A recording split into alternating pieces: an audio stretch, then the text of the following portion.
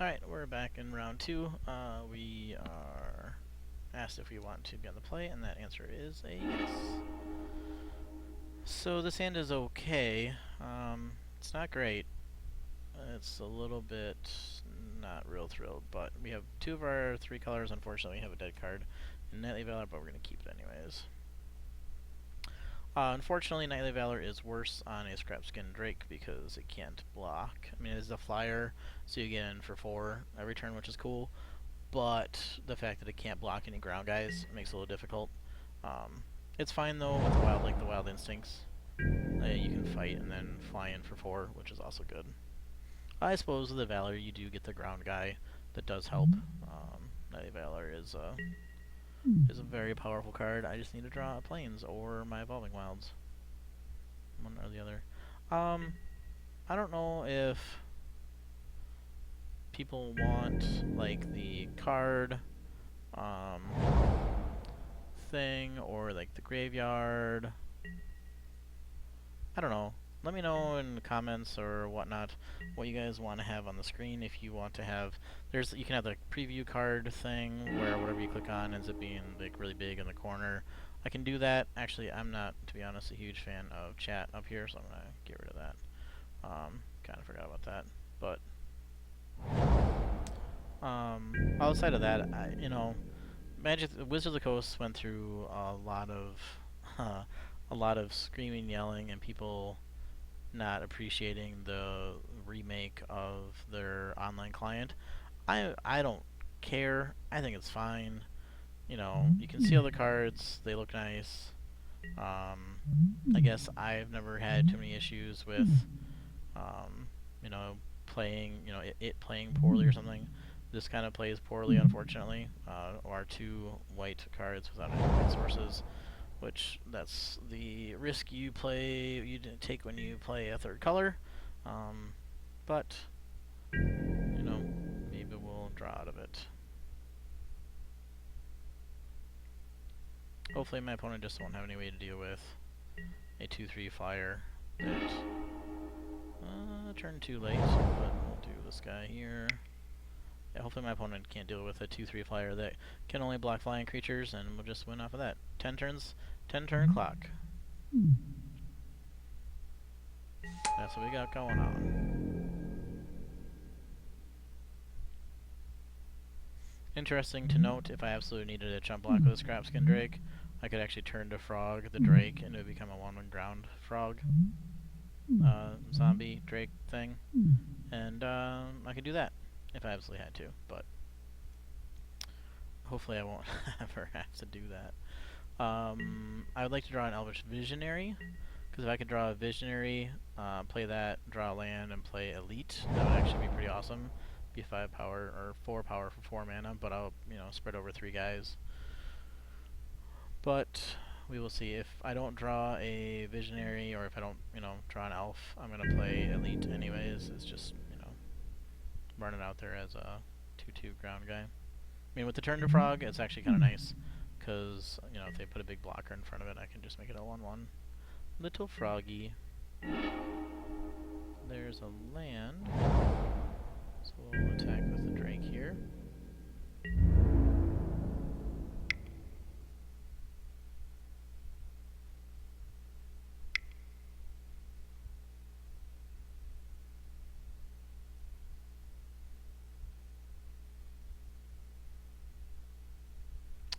I wonder if my opponent has Swift Reckoning, and it's not at instant speed currently.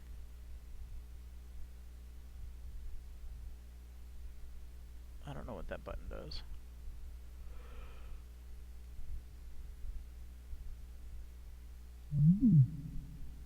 That could be, oh, Celestial Fair. That one works too. Yep.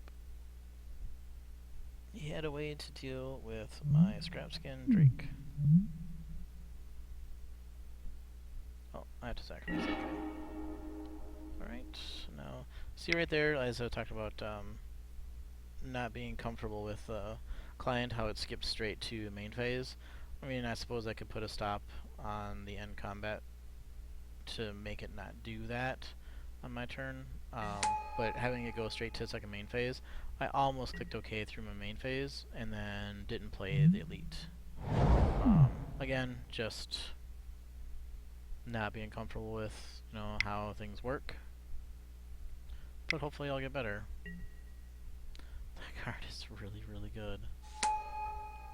And I'm going to attack right, well, yeah, I suppose I'll attack right into it. See the, I gotta drop planes. Fighting it isn't really where you want to, you know, be with it, but yeah, let's just attack. I mean, if I have to take my turn turning to frogging that thing, I'm totally okay with that.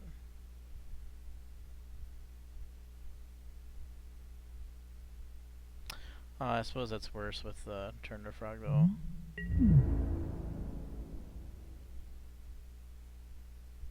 Because then it's 2-2 actually. Because renown gives them a counter, so makes it a little more difficult, but we're gonna play this aeronaut.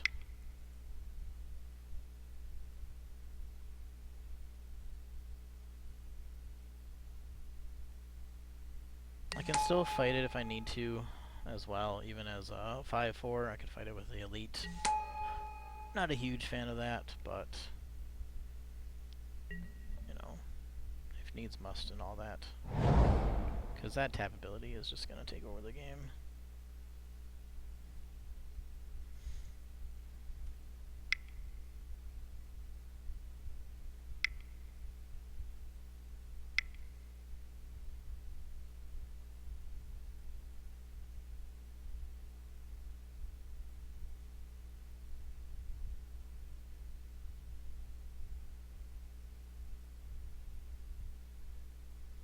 Well, at least he can't tap anything, but he's gonna get renown unless I chump block. I mean, I could chump block. Then if he tries to attack in next turn, I can leave up turn to frog, and I can block either the aeronaut or the elite maybe.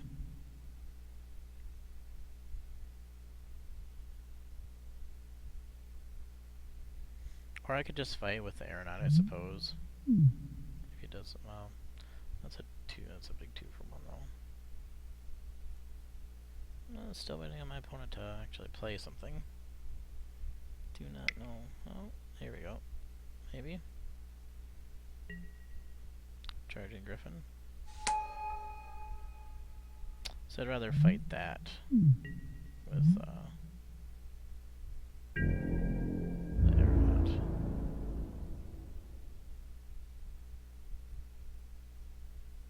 Yeah, this mulligan to 5 unfortunately is really hurting. I think I'm gonna chump block and then just keep up turn to frog next turn.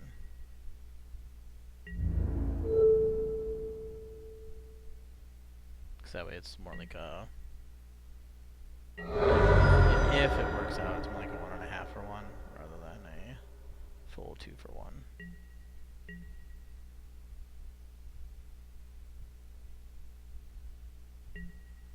There's an island that I do not need currently. I'm just gonna sit here. Maybe I'll think that I have like disperse or something.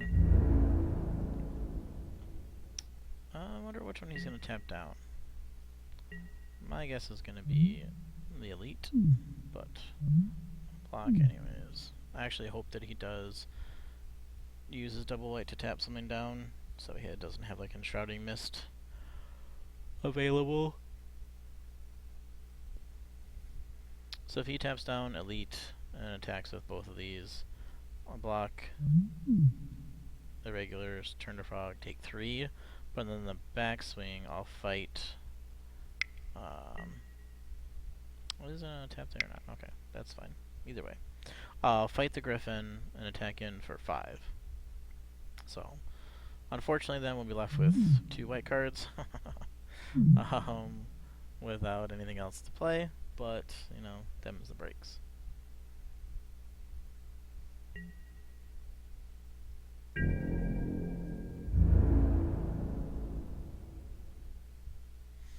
The nice thing is there's just not too many black instants to do much. There's like Touch of Moonglove. Oh, Dark Dabbling is another one. But Dark Dabbling would be fine, like he's gonna have it no matter what. And Touch of Moonglove would be the only one that's kinda unfortunate, but there's not much else that I can really do. Kinda tough spot, like fourth turn irregulars is pretty rough.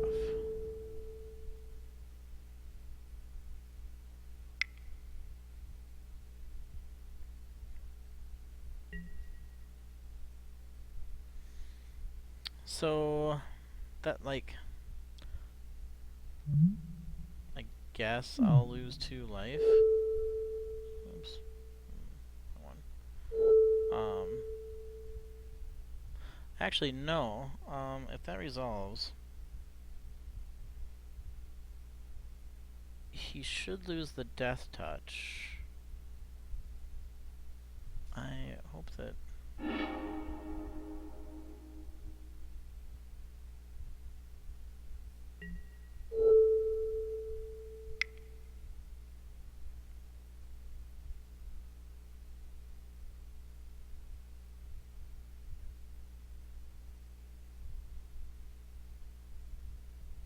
that works the way that I think it does. Oh, so it's still a 2/1. Oh, it still gets the whenever a creature dealt damage this turn with this. Oh, see? That's not cool. That's fine though. I mean, it was a 2 for 2, and I got rid of the regulars. I'm very okay with that.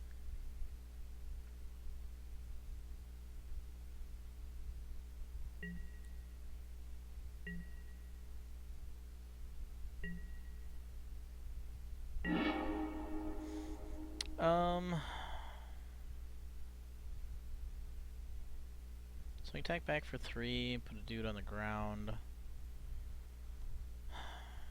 I guess that's no, I'm gonna get rid of his flyer. Oops.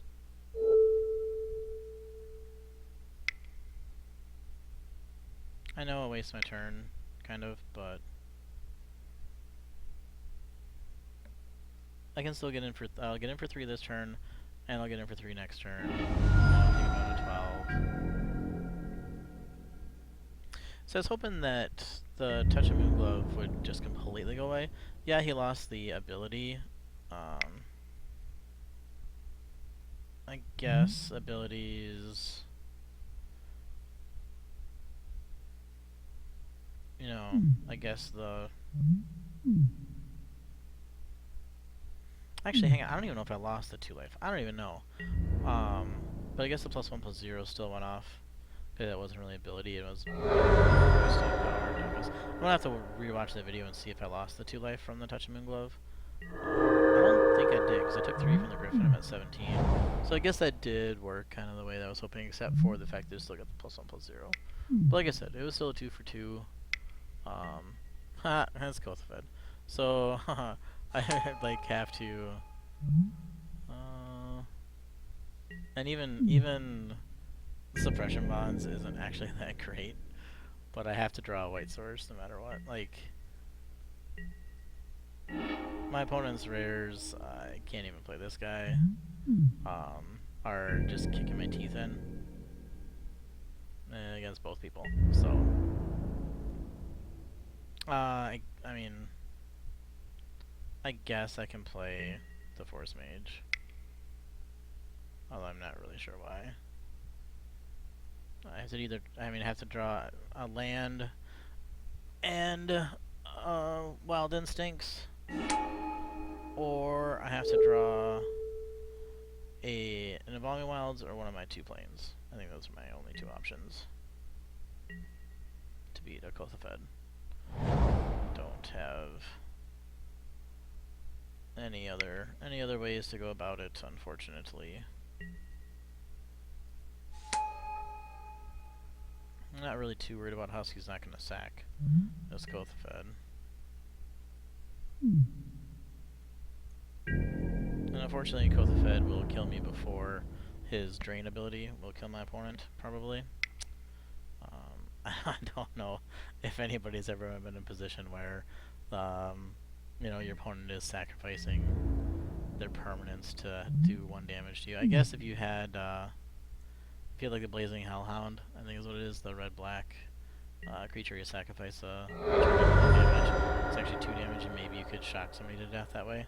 That'd be kind of cool, but I don't think that this deck has that as an option. No, still is not enough. I can't even play it, so we're stuck on land.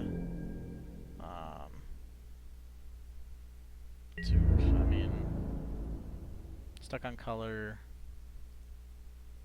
I can just hold back.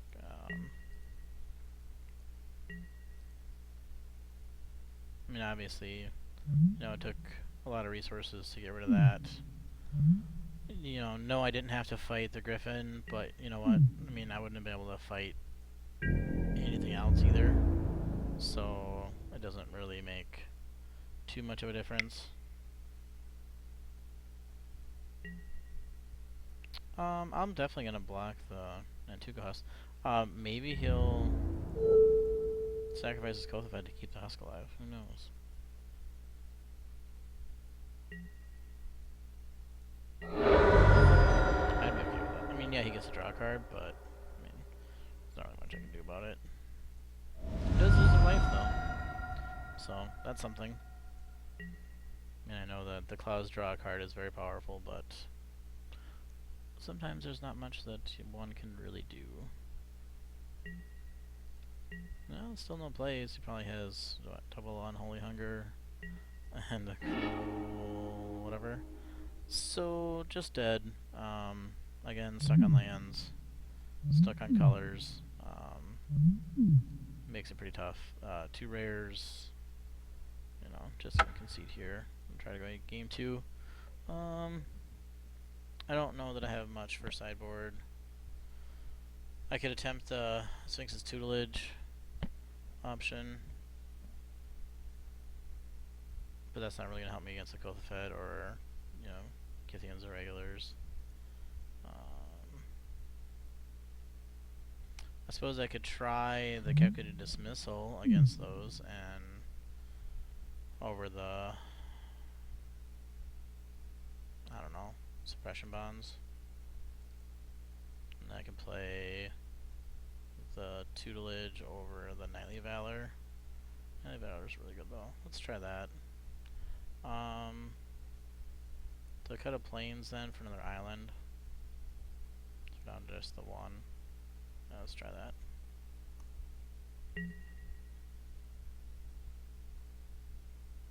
Yes, I would like to play first.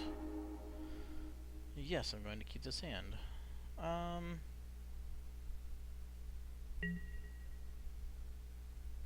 I guess we see. I guess we'll play the forest. Maybe we'll draw a blue source next turn, then I can play the blue. The idea is to play Bounding Crisis at the end of turn 3 and then play Force Mage, you know. If he plays something on turn 2, hopefully, you know, he'll get in and attack when I have 3 mana, and then I can block and eat a creature and then attack back. That's kind of the plan. I think I'm going to hold off on the Evolving Wilds, just in case. I'd added another island, so I should be able to draw the second island, and I don't need it right away, as long as I have my other lands, as long as I don't get too flooded. But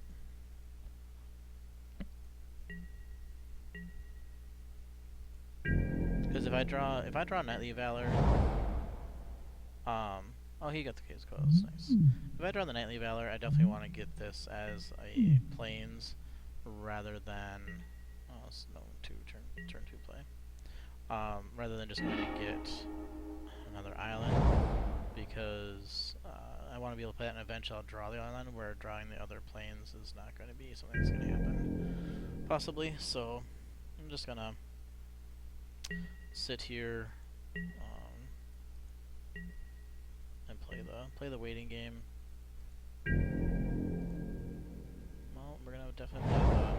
Crisis.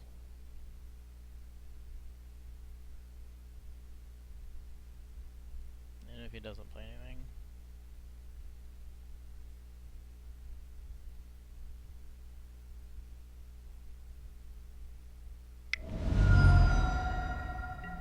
Nice. Winning, always. That's always a good thing.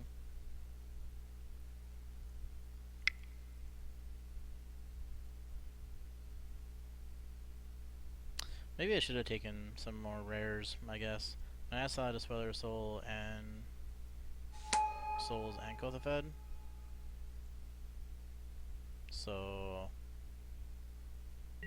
I don't know. No, would not like to use his ability. I still don't think Dispeller is actually all that good, but I'm gonna play Force Mage. I'll leave it back as a blocker, attack for 5. That seems a much better plan.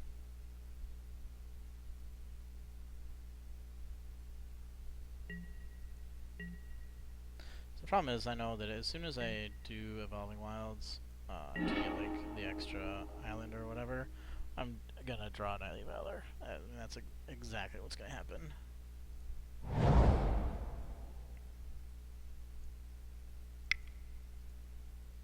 I might just go get the planes anyways.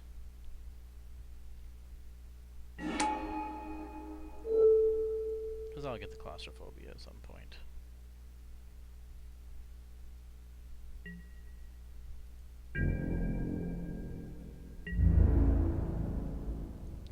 Definitely attacking with the 5/5. Be sweet if he blocked. Oh, he can't block. Ha, that's right.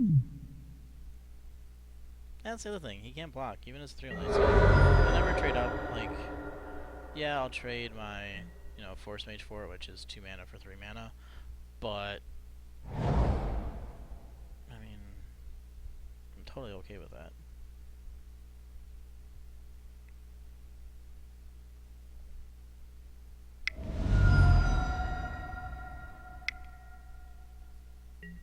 Winning again. The card is really, really good and really, really annoying.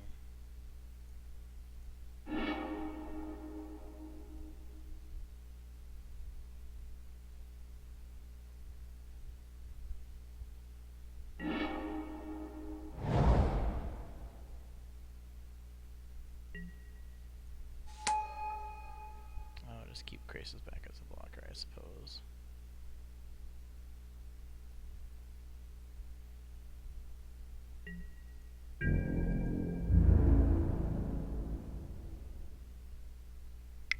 Definitely gonna trade.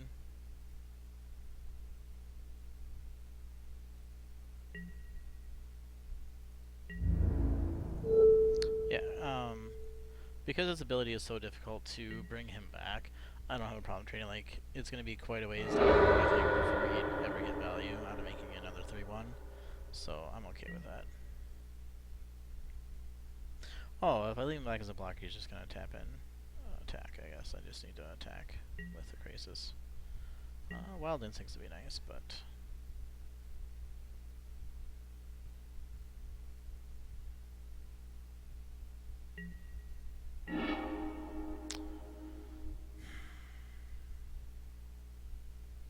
I guess that's what I get for going to get the planes. So, game 1, I drew both my white spells without the planes. In game 2, I drew both of my double blue spells without the blue. Isn't that how it works? I think that's how it works. That's usually how it goes. Wow. I am really surprised by that block. That seems really good for me. Because that card is ridiculous. Even if he's playing through to Kothafed, I would never have made that block.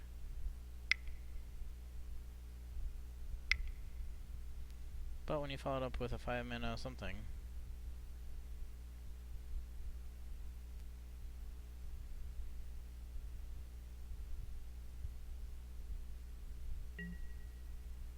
Ah, now that makes sense.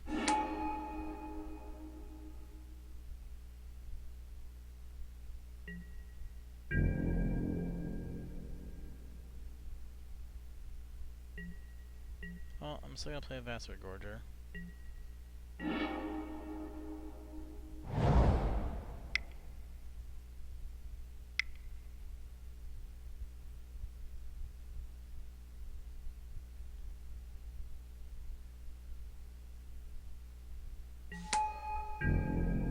mean, if he's gonna keep tapping down the Vassar Gorger, you know, it's gonna put him behind in mana, so I guess I'm okay with that. At some point, I've got to draw my extra blue source. Like, if he plays Kothafed right now, that's probably really bad for me, but, you know, what you gonna do?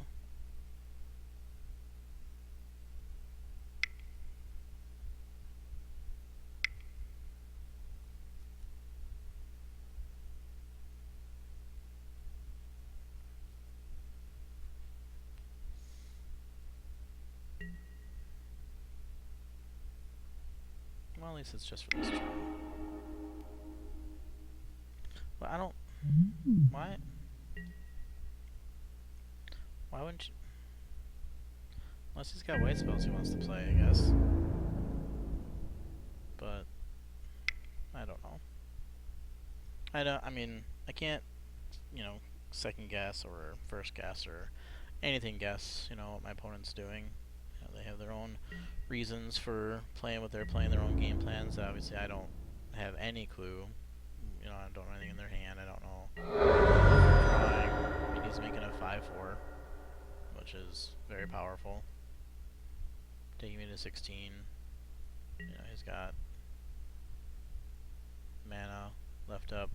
I'm short. Obviously, this does me no good. I'm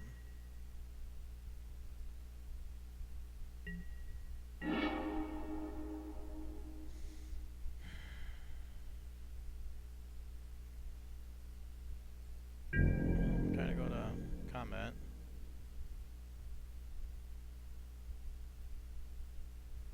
I suppose he didn't want to get attacked back for 5, maybe? That's why I mean, he could have done it either way, I suppose.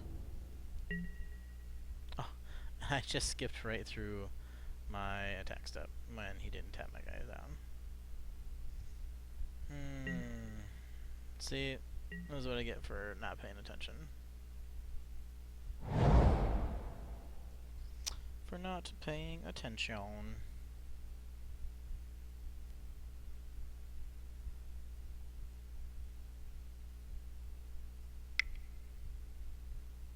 Maybe he'll just play Kothafed here. Ah, Read the Bones, also a very good card. I was gonna splash it. It's really good.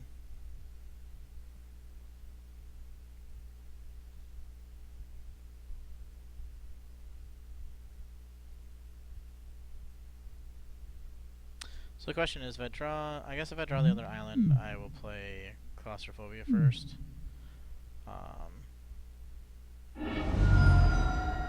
And then play the other Whirler Rogue if I ever draw the other island, which probably won't happen, but we will see. I'm still winning.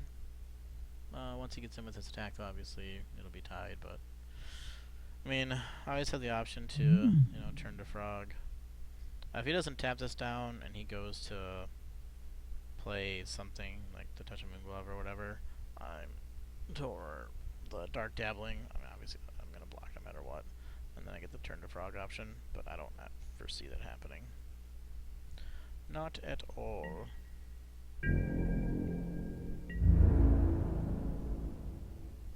Well, I mean,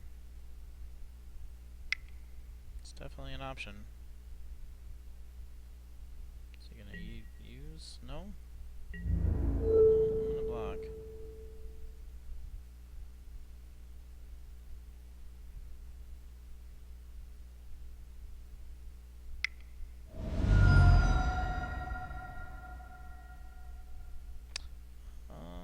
Let's...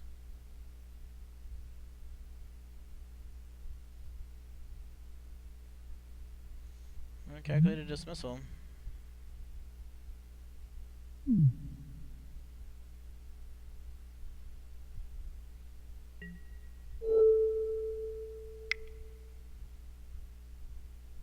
Gotta pay 3. I mean, that's a very risky play. Why wouldn't you just, you know, continue to tap things down? I think, you know.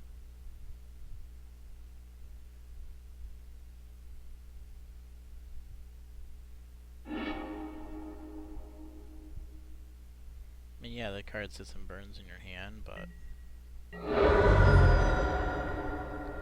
first, maybe he's got another necromantic summons. I mean, that's always an option. He still has the Kothafed. But yeah, two turn clock at least. Playing the Bastard Gorger. Still not an island, but we're gonna get in. And actually, you know, the funny thing is, if I wouldn't have skipped my attack last turn, I wonder if he would have played differently. I wonder if he would have, because he would have been at 5, if he would have just tapped him down and like held back, rather than trying to go for it. You know, everybody plays things a little bit differently and has, you know, like mine was obviously an obvious misplay, and maybe that distracted him into something different. That's a possibility. Never really know what, you know, other people are thinking, but I would love for him to play another Kothafed, or to play Kothafed. And then I could just draw an island, and then claustrophobia. Look at that dude. He is super scared. He is scared of being in tight places. And look, there's nails on there too. That's gotta be rough.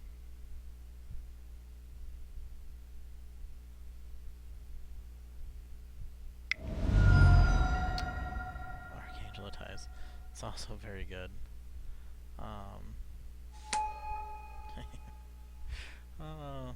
Rare mythic city over here. Yeah. I mean, the sad thing is that I mean, I just get in and I pay the mana, and I just attack. But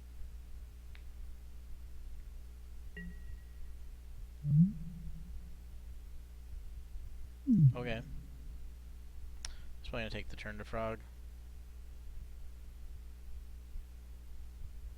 The nice thing is that I'll pay for both attack of both creatures, and he has to block the Gorger, so I'll get him with the Timberpack Wolf, take him to 2. And then Timberpack Wolf is lethal as well, so at the very least he has to play 2 creatures.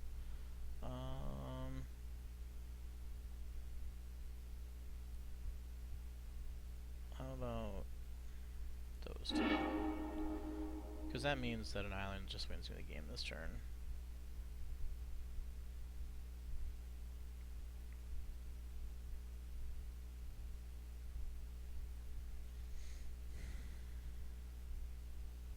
I mean, he's not dead, obviously, but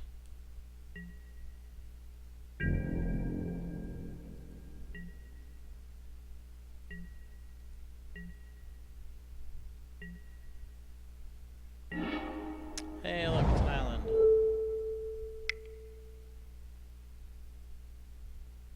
Yay.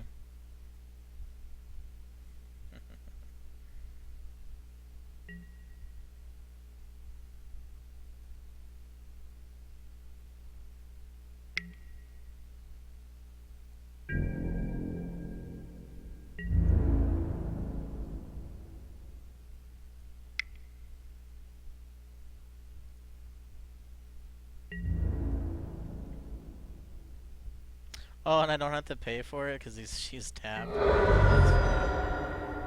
That's actually really funny. So my opponent has a very powerful deck, and yeah, should not have any clue what to do against it at all. I mean, you know, things worked out for me to win, but I don't think it's gonna happen again. There's no way. I mean, Do I play another Vastwood Gorger and just try to go super huge and get rid of the Nightly Valor? I mean, that might be better. Let's try that. Add another island. Another forest. What's going on? Add another island. Sure. We'll see what happens.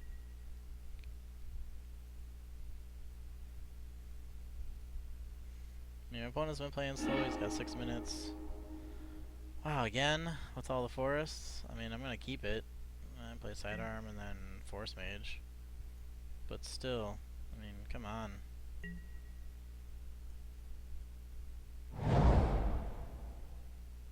Can't go to an island to save my life. Island vacations are expensive though, so.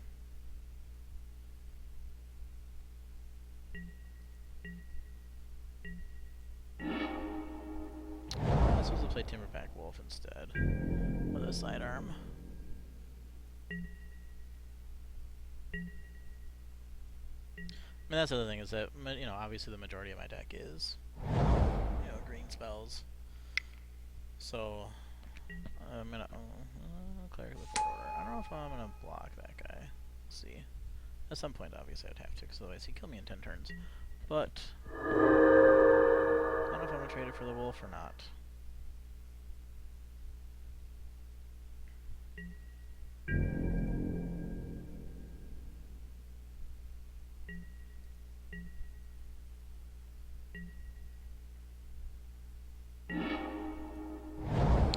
That could be a very good draw. Now I'm not going to trade for sure, because if I go Force Mage, that's a lot of extra. You know, it beats my guys up a lot, which makes the attack a lot more impressive. And like and then from there even sidearm, you know, gives another guy, you know, makes it a 3/3 or whatever. Definitely not going to block.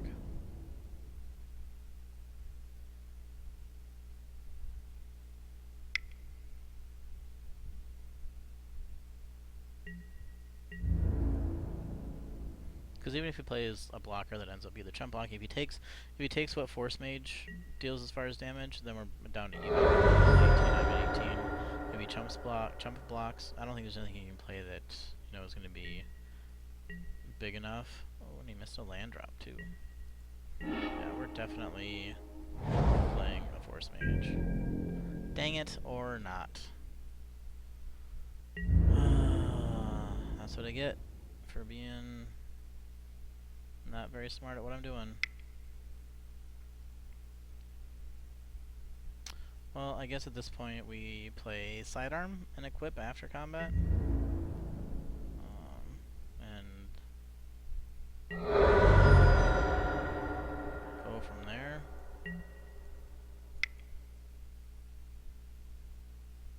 Gonna wonder why I did it that way, but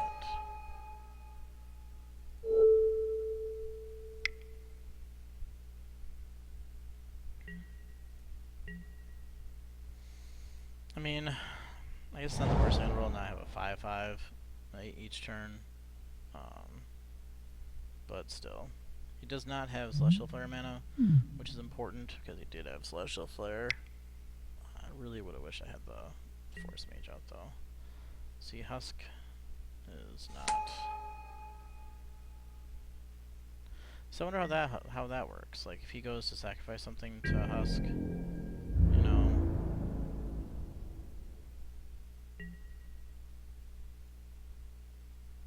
Hold back blockers. I'm okay with that. With Turn to Frog, like how does that work with Nantuko Husk?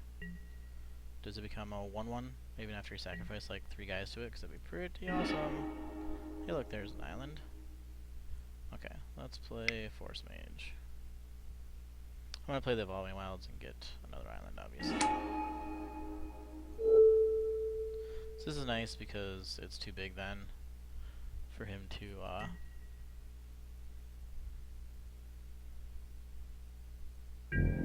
sack with the Husk.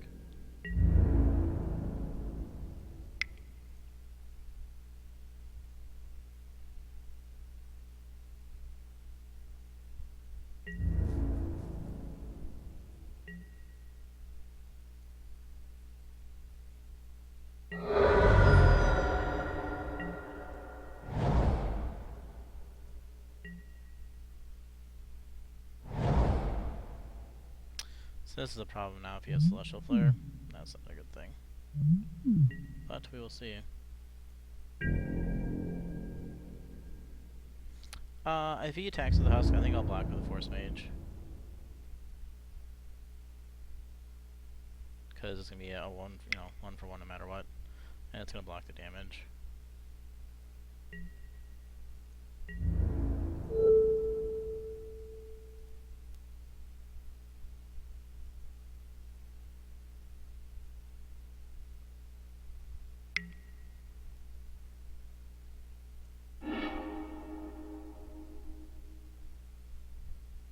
Still needs to sack if he doesn't want them to trade. Okay. I'll take 2 damage. I'll also do this.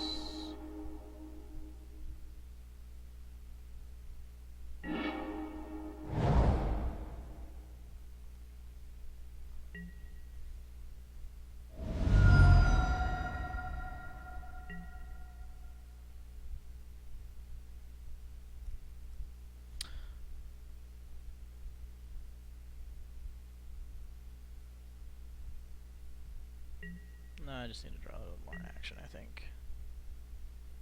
I mean, I could... Funny thing is, I could actually... I can do both. So, well, so I might keep up Dismissal, because I win this race. And then when he attacks in, as soon as I Dismissal, then I play Force Mage. And get in for 5, so I might actually keep up Calculated Dismissal. And then turn to Frog. And then if he doesn't play anything this turn, I can Force Mage and keep up Dismissal.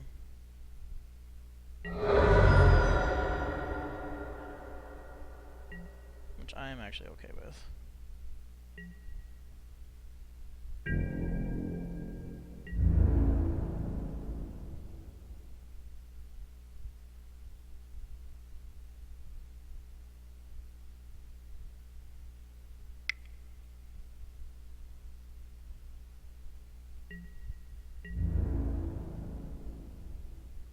It's important when you're winning the race and you have like a counterspell to not extend yourself through what the counterspell can handle. Anything that is one that was 1 or 2 mana is obviously I would let through. But now if you play something that is 4 or 5 mana, I'm just gonna counterspell it. Probably. Like that.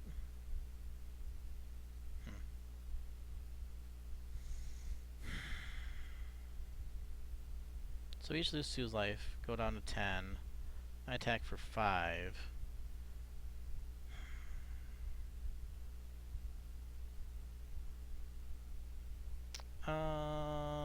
Let's just counterspell.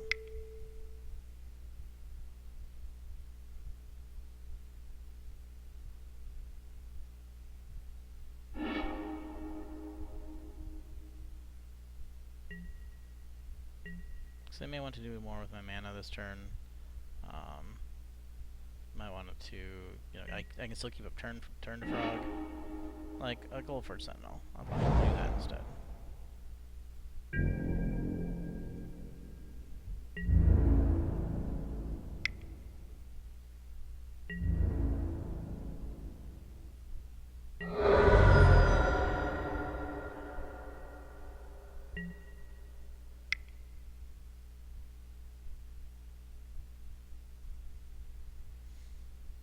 I have the potential to present lethal next turn with the 3/3 and the 4/4 if I play Force Mage to make it a 6/6. So depending on what he plays, might be able to get in that way. If he plays Kothafed, it's going to be awesome because then I'll attack. Actually, that's also pretty good because then I can just attack. And what I'm going to do is I'll put Force Mage on the Sentinel.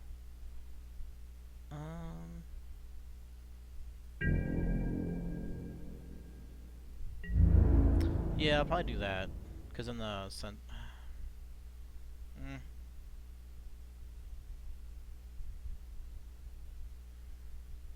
Wow. I was gonna say, that'd be an impressive attack. I don't want to do Force Mage and turn to Frog in the same turn, though. Just because it's not...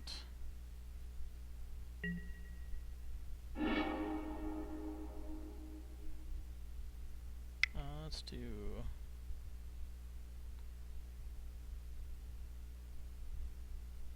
this. We'll put it on the wall.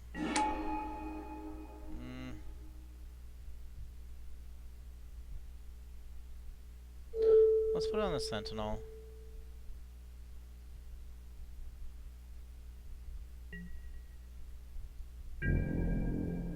Attack with both. I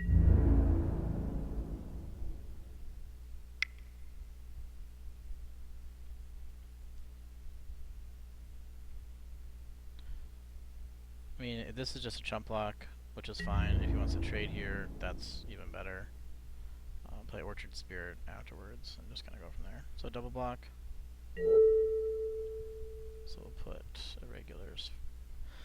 See, here's where I could make him a 1/1, but it doesn't matter because then they would end up trading anyways, no matter what. So we'll just do this. Then I'll play Orchard Spirit.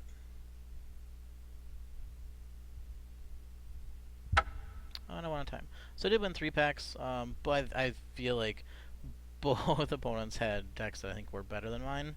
I did get some value from being aggressive, which was good.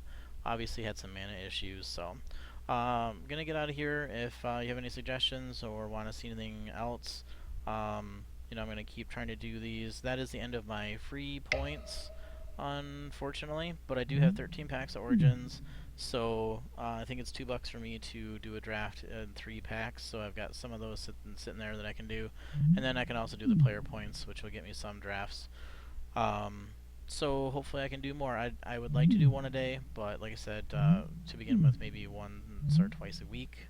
Because I do want to save up some. Obviously, the Origin packs aren't going to help me, but I do want to save up some money for the Battle for Zendikar packs that I definitely want to utilize, or Battle for Zendikar drafts, which I want to utilize for practice for GP Madison. So, like I said, let me know how you think I did on the fandom draft, and hopefully soon I'll have some real drafts and we can get some real critiquing going, and hopefully some real fun. So I will see you guys later, and hopefully enjoy the videos.